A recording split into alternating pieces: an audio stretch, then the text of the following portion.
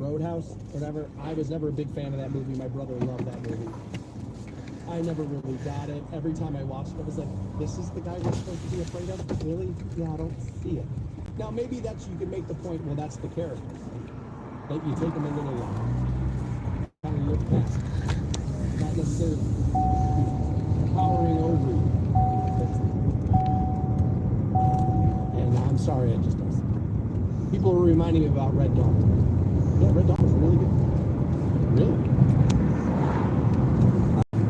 I still don't necessarily put him in the masculine category for me.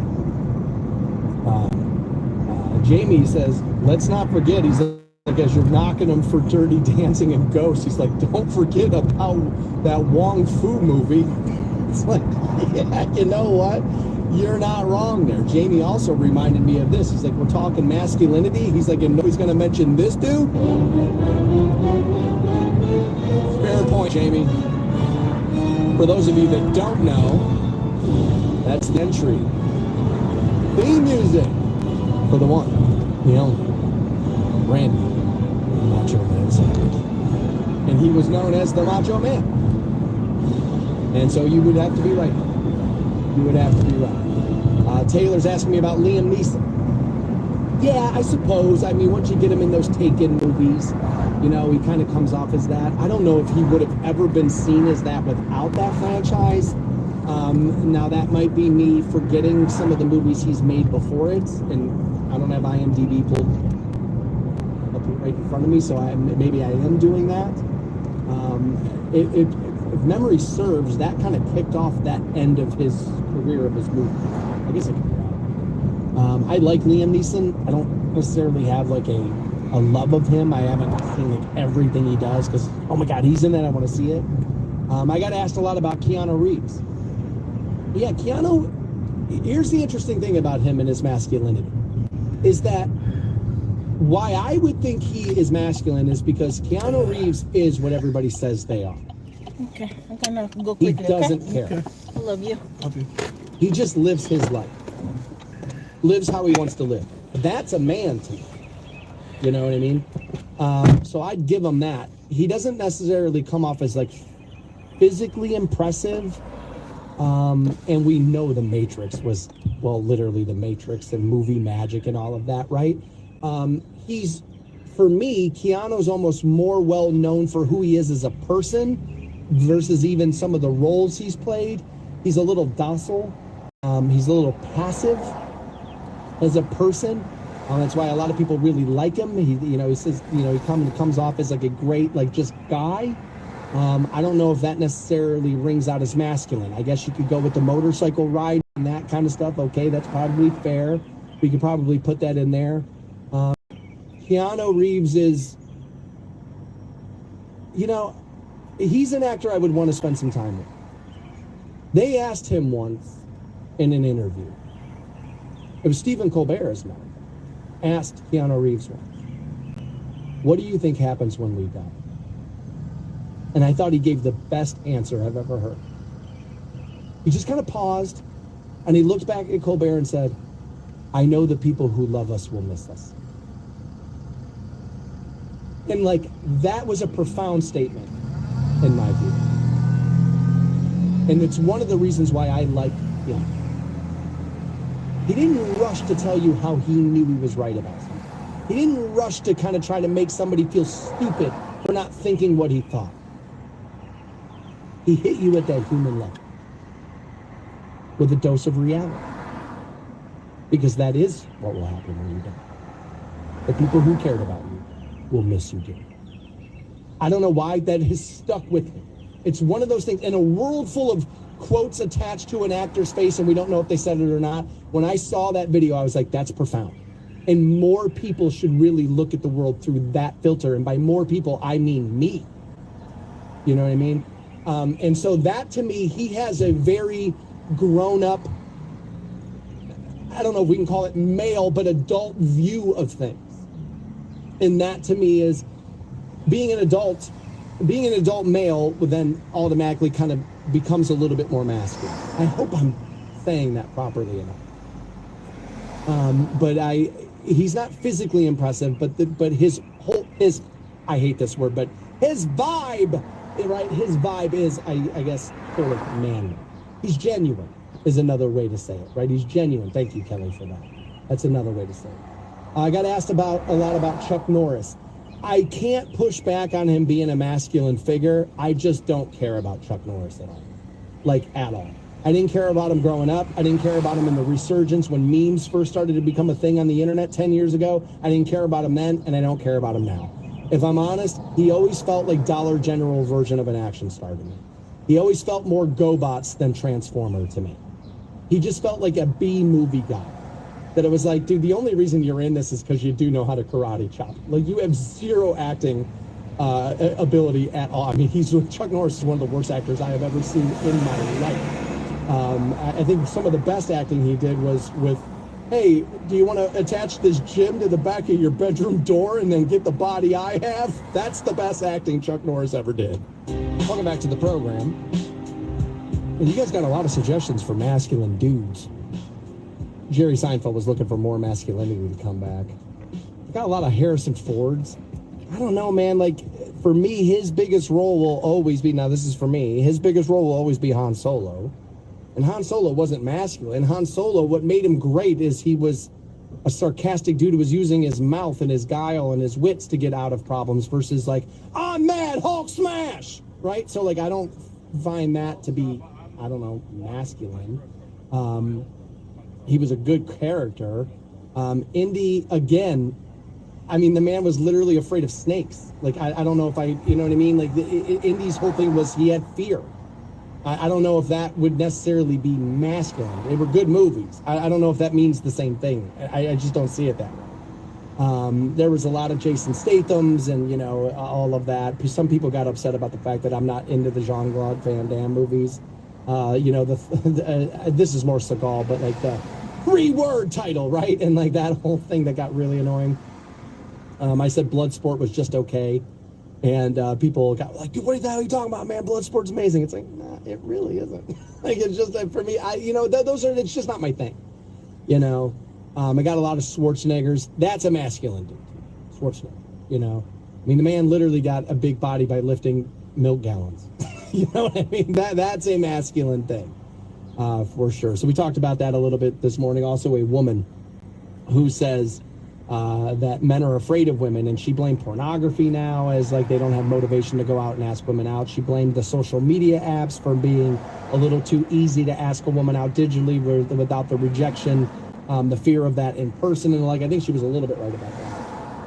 I didn't get to this today, and somebody sent me this yesterday, and this is honestly one of the most ridiculous rap songs I've ever heard. I only have 22 seconds of it, and I'm going to give you this because this is apparently, you know, people say, oh, record labels, they don't expose you to the good talent. You got to hit the internet to find the good talent. All right, so here's internet rappers right here. Martin Luther King. Hey, Martin Luther King, shout out to Big Bro. If it wasn't for Big Bro, I wouldn't be rapping though. If it wasn't for him, I wouldn't even be here rapping. Trapping, stealing, my family. Can't forget about my and Rosa Parks. I feel like we made it out the park, but it don't matter because of Martin Luther King.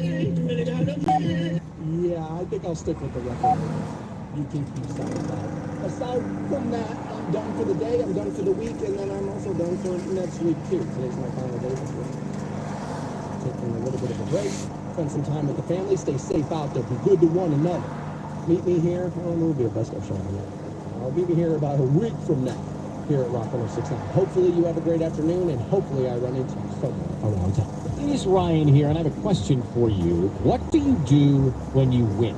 Like, are you a fist pumper, a woohoo, a hand clapper, a high fiver? I kind of like the high five, but if you want to hone in on those winning moves, check out Chumba Casino. At ChumbaCasino.com, choose from hundreds of social casino-style games for your chance to redeem serious cash prizes. There are new game releases weekly, plus free daily bonuses, so don't wait. Start having the most fun ever at ChumbaCasino.com.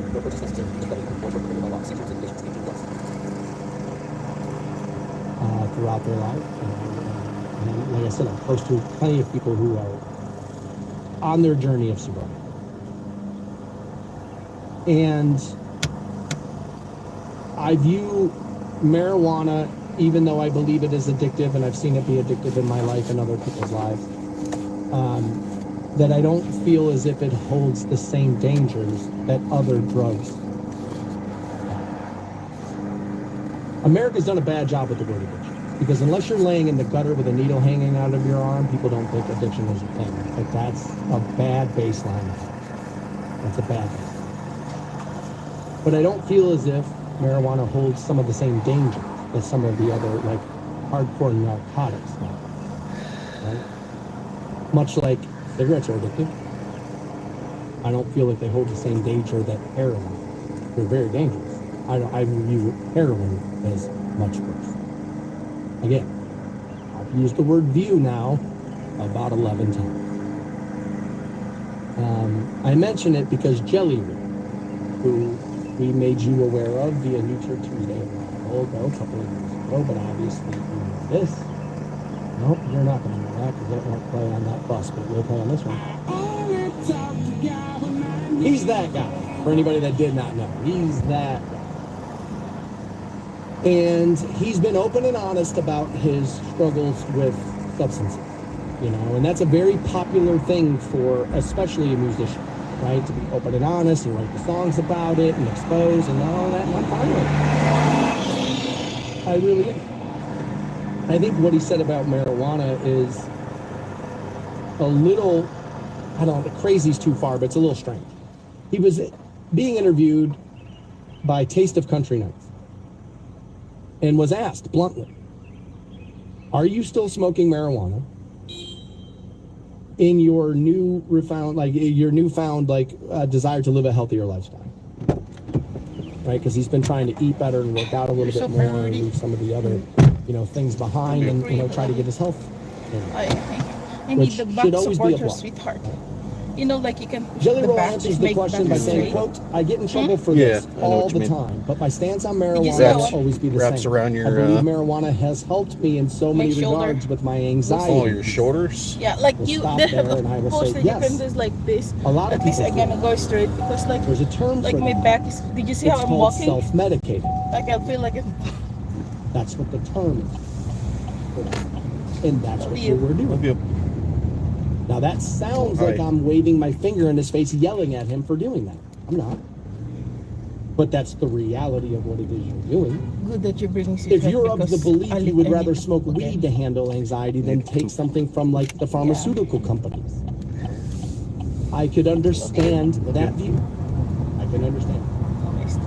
He went on to say, Jelly Roll did, quote, this is a hot button topic, but truly, marijuana has kept me sober. He continues saying, quote, I think a world without Oh, weed, this is beautiful. he refers to himself in third person here, Jelly Roll's drinking codeine and popping Xanax and snorting cocaine again. But a world with weed, I'll be all right. That's the end of that. So this is the part I find interesting about that statement. I understand why he believes it to be true.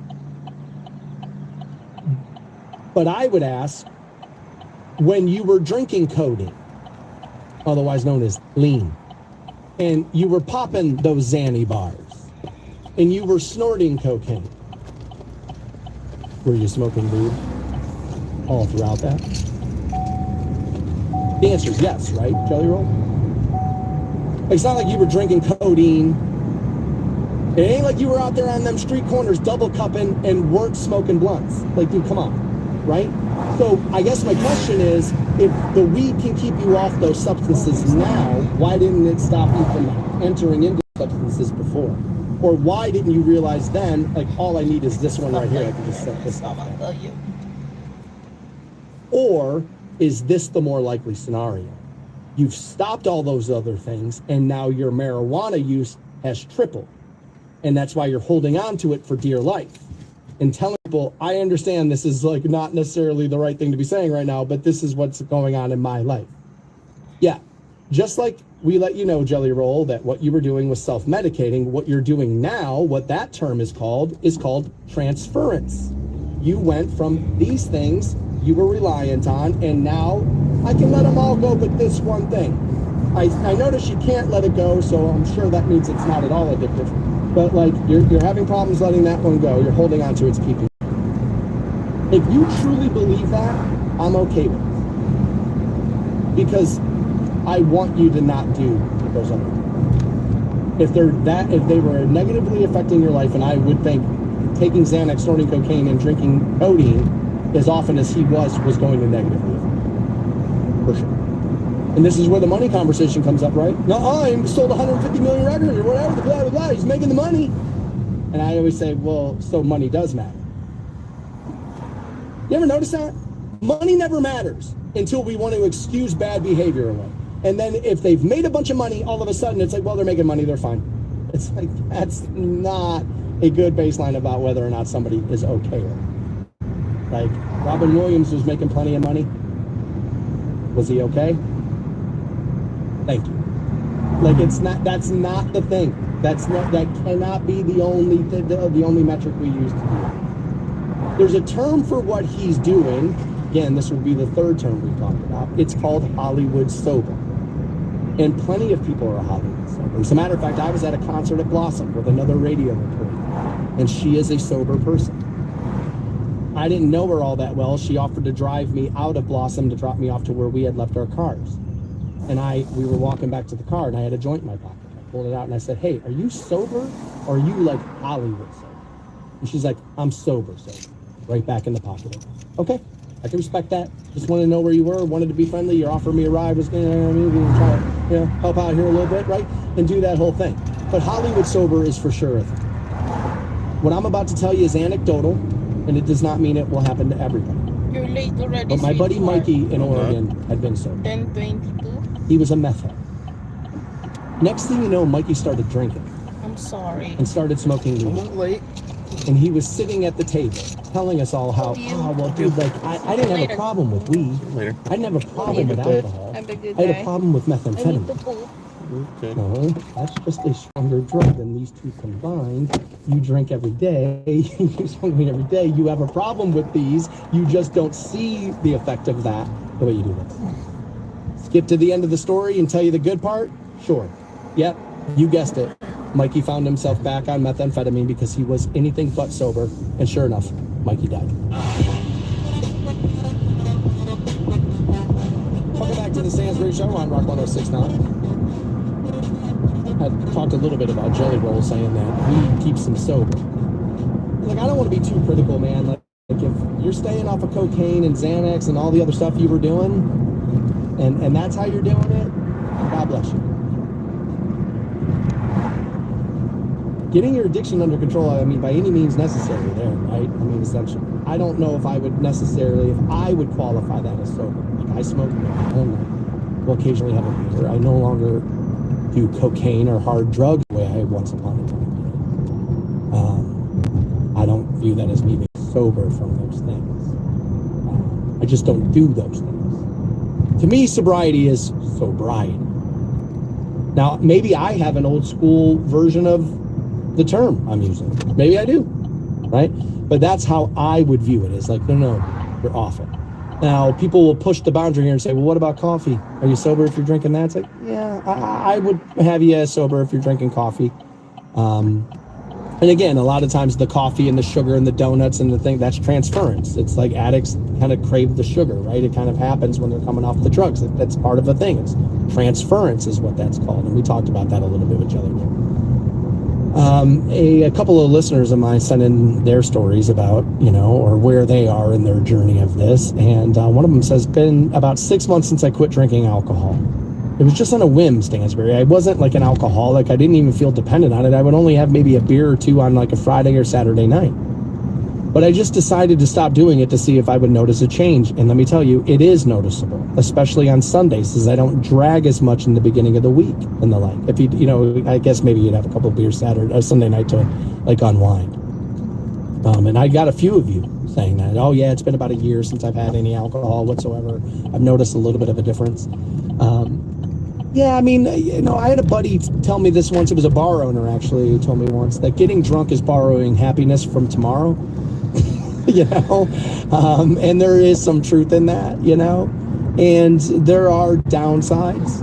to drinking too much. I don't know if 2 beers is going to make you drag ass the following morning. That sounds a little excessive to me. Now, I guess maybe people would call you a lightweight in that, regard, maybe this and that. That seems a little, that's 2 beers. What I want to know is, are we just rounding down? Was it 7? And it's like, I only had a couple, right? Like, is that, I'd be curious to know that. But I remember we were talking alcohol, was it earlier this week, maybe late last week, where I said, well, the hangovers are getting worse. I, like most people, as I age, I notice now, if I get hungover, I'm like, hungover. And it's about to happen to me soon here, as my brother's coming into town. He and his wife and his child, they'll all be here. But David is going to spend some time in Canton with me, while his wife and his daughter spend some time with her sister up in the Bainbridge area. And so David's like, how this works? It's like, yes, I know. So I have already my brother likes dive bars. Like, that's where he wants to be. So I got the list. Dude, I'm taking you all the best places. Get ready. You're going to see the southwest side of Canton. We'll get you in there. There's some of the best dive bars in the city right there. You're going to love it. But like, he can drink like a lot, and I can't keep up. So I know I'm going to be severely hungover when he's in town. And they're getting worse as I age, and I remember that we were talking about that last week, and I said, there are marijuana.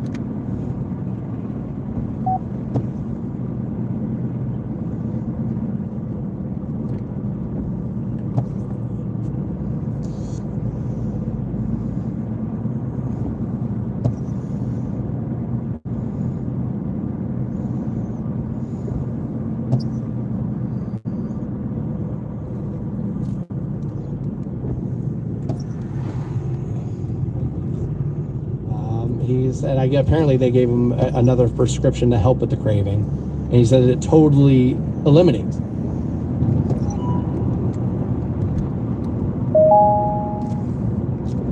You've got mail.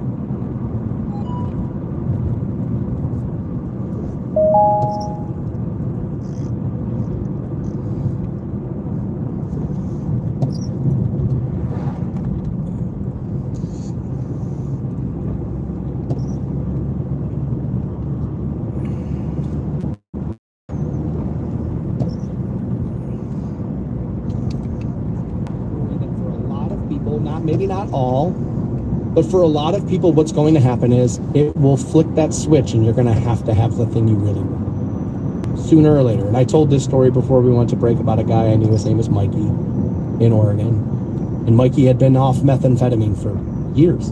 I mean, before I met him, all of his methamphetamine use was before I had met him. He was sober when I met him, and next thing you know, he started drinking beer. And somebody said to him, like, "Oh, should you really be doing that?"